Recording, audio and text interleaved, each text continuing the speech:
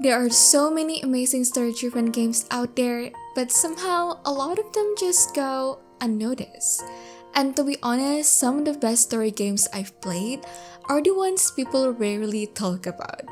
Before I started creating content, I used to just keep these experiences to myself. Even though deep down, I always felt like these games deserve so much more attention. And I think that's exactly why I love events like Steam Next Fest so much, because it's one of those rarest moments where you get to discover hidden gems, games you probably wouldn't have found otherwise. So after spending time playing around 35 demos, really taking it in, and trying to understand the atmosphere and the stories they want to tell, in this video, I'll be sharing a few games that truly caught my attention, especially if you love story-driven experiences. And I'll also be sharing my first impressions from the demos. Some of these were completely new to me, and I was honestly surprised by how good they are. There might be one or two games here that you've already heard of, but for the most part, I don't think many people are really talking about this yet. And that's exactly why I wanted to make this video. Because sometimes, the best stories are the ones quietly waiting to be discovered. And maybe, this is just the first step. Welcome to Heartful of EXO Cozy Corner, a cozy little space where the magic of storytelling brings you comfort. Before that, if you love visual novel story-rich or Otome games, or if you want to learn Japanese with Otome games and experience some heart-fluffy romance, I suggest you to subscribe to this channel because you are in the right place. I've actually talked about this game in my Otome news video before, and who would have thought they would release an English version right after that? The game is called Can I Not Fall for Idols? And honestly, even from the title alone, it already sounds so intriguing and exciting to play. And the synopsis really proves it. In this game, you play as a manager of a new idol group called Melonchu, and to make their debut live concert a success, romance with idols is strictly forbidden. Well, that shouldn't be too hard, right? We just need to focus on doing our job properly. No, because the problem is, their affection levels are already at max from the very beginning. So now the real question is, how are you supposed to survive in this situation? A first in the world of Otome games where you are forbidden from raising their affection. And after playing the demo, I have to say, it is not easy. Because the dilemma, you know? It's actually so hard to choose. Like, I know our goal is to make the live performance a success, and I know I'm not supposed to fall in love with them, but I'm also so curious about their reactions. At first, I was a bit worried since they start at full affection, but the way they choose their words, yeah, I got flustered a lot, and I love it. I love the demo so much. Did I keep choosing options that increase their affection? Yes. Did I fail the live performance because of that? Also, yes. But that's what makes it feel so real. This is such a great game if you're looking for something short to just fill your romance meter. And good news, the full version of the game is already out. It includes individual romance routes that weren't available in the original free version, so there's even more content to enjoy. And it's super affordable, so if you're interested, go check it out. It is perfect if you just want something to brighten your day. For the next game, I actually kept seeing it on Twitter through ads, and the art was so pretty that it instantly drew me in. Even though I usually don't really vibe with stat rising games since they can feel a bit repetitive, the description mentioned that it's heavily story focused, which made me curious enough to try the demo, especially since it's also part of Steam Next Fest. And that game is Magical Princess. In Magical Princess, we step into the role of a single widowed father, raising his beloved daughter from early childhood all the way to her graduation at a magical academy. With her whole life ahead of her and so many different paths she can take, how she grows is entirely up to you. I really love how the story is presented. There are so many small CGs and they're used so effectively that you can actually visualize what is happening and feel more immersed in the story. And the sprites, they are super expressive, with lots of movement that makes the characters feel really alive. But what I love the most is this. This stat rising system doesn't feel repetitive at all, which is crazy to me. Instead of just looping the same actions, you're given choices and then the game actually follows up with story. And not just short bits, but proper in-depth scenes. And that's something that usually bothers me with stat rising games, so I was genuinely surprised by this. Even better, the characters actually remember your choices and talk about them later. And I was like, wait, what? It really makes it feel like everything you do actually matters. One thing that especially caught my attention was what they mentioned on the Steam page, that there are over 170 date scenes and more than 50 endings. And I was genuinely shocked when I read that, because that means every playthrough could feel completely different. And even the overarching story itself looks really interesting. I honestly couldn't stop playing once I started the demo. And the full game is coming in spring 2026. And also, the boys that we can date, especially Shile, oh, I need to be with him. He is so my type. And the voice acting, top notch. But Hasis is also very interesting, not gonna lie. It's okay. I can romance him in the next playthrough too. After all that chaos and emotional damage from the previous games, let's slow things down a little. For the next one, this game leans into a slower, more cozy countryside life, perfect if you're just looking for something to unwind with. And that game is Inconveni. In this game, we play as Makoto, a college student spending her summer working behind the counter of a small-town convenience store set in a colorful world inspired by early 90s Japan. Our daily routine revolves around stocking shelves, tidying displays, and preparing the store for customers, not to optimize anything, but simply to settle into a comforting rhythm. We also get to connect with regular customers who keep coming back to the store, and through branching conversations and meaningful choices, your interactions slowly shape relationships and reveal these really intimate stories from a close-knit neighborhood. I still remember the first time I saw the teaser for this game. It instantly pulled me in with its comforting atmosphere. It just feels like the kind of game you play when you want to be surrounded by something calm and soothing. Just talking to customers, listening to their stories, no rush, just you and your little store.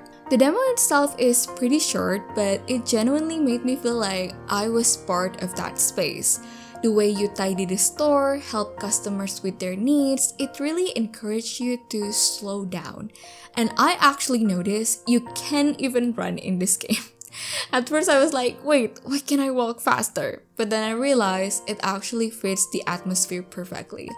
Even small things like scanning items when customers are about to pay, it really feels like a proper Conveni simulation. And good news, I'm also part of the Inconveni Ambassador program, so you might see me talking more about this game in future videos, especially after it releases on April 30, 2026.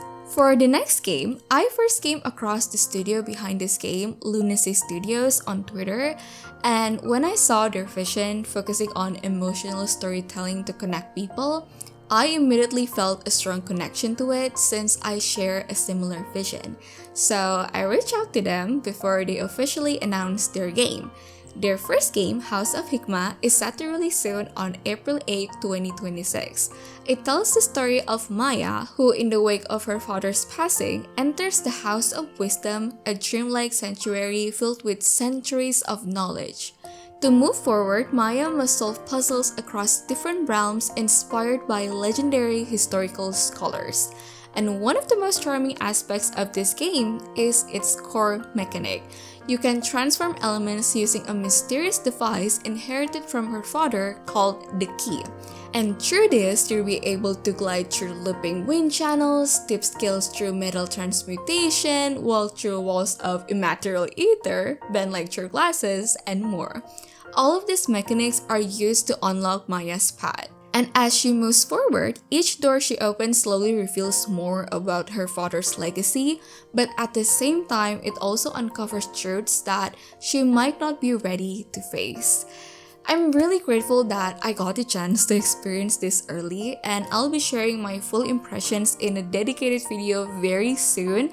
So if you're curious to see more, make sure to stay tuned and maybe keep an eye out for that next video because I might have a little surprise waiting there. Now moving on to something a bit more lighthearted. The next game we have is an Otome RPG, but not in the way you might expect. It's not stat rising. Instead, it gives you a setting that you might not have seen in other Otome games before, and that is Bad Delivery Pizza Your Heart. In this game, you work at a pizzeria, baking pizzas, going on delivery runs, and somehow falling in love at the same time. Personally, I really enjoyed all the features in this game, from taking on quests, exploring the town, working at the pizzeria through mini-games, to discovering all these little events along the way. It all just feels really fun and refreshing compared to other Otome games I've played before. And surprisingly, the character dynamics flows really well too that it genuinely pulled me into the story. So if you're curious whether this game might suit you or not, I've also made a full gameplay video of the demo. I will leave it in the description below. Another game that completely caught me off guard, and one that I truly believe deserves more attention, is Bangkok Story: A Stray Dog. If you love games like To the Moon or Finding Paradise, I think you will absolutely love this, because the feeling I experienced while playing it felt very similar in terms of atmosphere and emotional depth, but at the same time, the game still has its own unique identity that makes it stand out. Bangkok Story: A Stray Dog is a top-down 2D story-driven adventure game inspired by true events in Bangkok, Thailand in 2017. The game lets you experience the harsh life of a homeless man as he struggles with the cruelty of the world and his own inner battles. The story is framed through an interview with a well-known blogger, where he shares how a chance encounter with a stray dog helped him regain his sense of self. Throughout the game, we follow his journey from childhood to the present, slowly uncovering what led him to lose everything. And I have to say, the presentation of this game is incredible. The animation, the small details, you can really feel how much care the developers put into everything. From the way the camera is framed to subtle movements like how his hunger is portrayed, it all feels so real that I was genuinely in awe of how alive everything felt. It's honestly a bit hard to fully explain, you kind of have to experience it yourself in the demo, but because of all those little details combined with the music, I found myself completely immersed in the world, to the point where I actually cried in just 15 minutes of the game. This game really made me reflect on the world we live in and how harsh life can be for some people. It even made me reflect on myself and how I see others. This is truly a game that deserves to be experienced by more people, and it will be released in April 2026. And to the developers, I just want to say once again, you're doing something really special. Thank you for creating this. After something that emotional, this next game completely caught my eye, and honestly, it was the pixel art that did it, and that is A Study in Blue. In this game, we play as two opposing characters, Kenneth, a stoic private detective, and Blue, a kind-hearted runaway searching for answers about herself. This is a narrative-driven point-and-click adventure where you investigate crime scenes, collect clues, and use a dynamic dialogue system to confront characters and uncover the truth. You'll also be making complex moral choices, but don't worry, there's no game over. Instead, your decisions shape the story and lead you toward one of 3 main endings. And when I played the demo, this game really impressed me. The visuals alone are unbelievably stunning, the pixel art is incredibly detailed, and the character animations are just so smooth. From the characters to the town to the interiors, everything feels so polished. And the lighting, chef's kiss. It adds so much to the overall mood and atmosphere. Even from the demo alone, I found myself getting really invested in the story because of the way the developers present it. Especially during the more suspenseful moments, you can really feel it. It almost feels like you're inside a movie. I'm really curious to see what they'll bring in the full release. Now, this next game feels very different in a much more personal way. I actually came across this game before and even tried the demo a bit back then. But for some reason, I wasn't that invested at the time. But I'm so glad I gave it another chance, and that game is Fishbowl. In this game, we play as Alo, a 21-year-old who just got her first job in the new city and is now living on her own while grieving the loss of her grandmother. At the same time, we get to experience Alo's daily life working from home as a video editor, connecting with friends, family, and coworkers, and slowly rediscovering memories of her childhood by going through her late grandmother's belongings.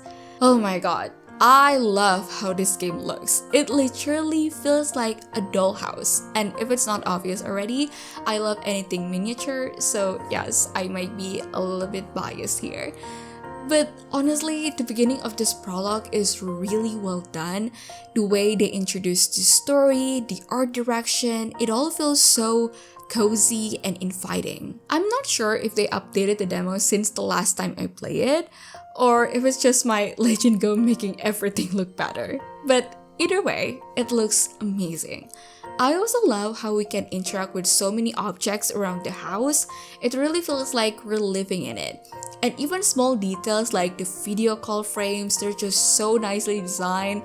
And I think it's pretty obvious by now how much I love these kinds of layouts, considering how often I use them in my thumbnails. But beyond the visuals, what really stood out to me is how the game handles grief. It's handled in such a thoughtful and careful way. It doesn't try to simplify it. It shows that grief isn't something easy, especially when it's about someone you deeply care about. And honestly, this story really touched me. I found myself getting emotional too. I'm really curious to see what the developers will do with the full version, which might already be out by the time I publish this video on April 3, 2026. For the last game, I actually found this during Steam Next Fest and it was kind of buried there, barely getting any attention. But the cover caught my eye, so I decided to give it a try. And oh boy, this is definitely the hidden treasure of this list. And that game is Lily Fantasia, a rhythm game with a deep story you might not expect. In this game, we play as Yano Kinji, a talented but overlooked concert pianist. To take care of his seriously ill mother, he gives up his dream of becoming a performer. But after meeting a mysterious vampire named Lily, he's suddenly pulled into a journey to obtain the mythical panacea, the Golden Apple, in order to save his mother. As you travel, enemies will appear and attack you, but by playing the magical piano, you can block and respond to those attacks. And I have to say, the way they integrate the piano into everything is just so well done. Even the UI feels like part of the instrument, from the piano-like symbols to the way each input feels like pressing real notes. It all makes the experience so immersive. It might seem like a small detail, but it really enhanced the entire experience, especially since this is a story about a pianist. I also love how the progression works. To move forward in the story, you actually need to play through the music segments first, earning points and unlocking new parts of the narrative. It makes the gameplay and the story feel connected instead of being separate systems. Even the rhythm gameplay itself feels unique. It's very cinematic. You can probably tell from my gameplay footage. And I think this is going to be a really enjoyable experience for anyone who's looking for a rhythm game that feels fresh and different while still having a deeper story. And to be honest, I don't think the Steam page fully shows the true potential of this game yet. Right now, it mainly highlights the gameplay but not the full depth of the story. So I really hope they add a proper story trailer in the future, because if I hadn't tried the demo myself, I would have never known how good this game actually is. The way the story slowly pulls you in, the smooth transitions, the background CGs, the lightning, everything just feels so beautifully done. And these are all the hidden gems I found this time. After playing all of this and still finding more games out there, I keep realizing that there are so many beautiful story-driven games just quietly waiting to be discovered. Some of them might not be on the front page and some of them might not be talked about as much, but when you actually find them, they can leave such a deep impression on you and sometimes even comfort you in ways you didn't expect. So, if even one of these games caught your attention, I really hope you give them a try, because you might just find something that stays with you longer than you expect. Which one stood out to you the most? I would really love to know. And if you know any hidden gems that more people should hear about, feel free to share them in the comments too. And if you enjoy discovering games like this with me, I've also made another video about story-rich hidden gems I found during Steam Next Fest last year, and some of them might already be out now, so you might want to check that out too. That's all for today's video. I'm really glad you were here with me today, and I'll see you in the next one. Bye bye!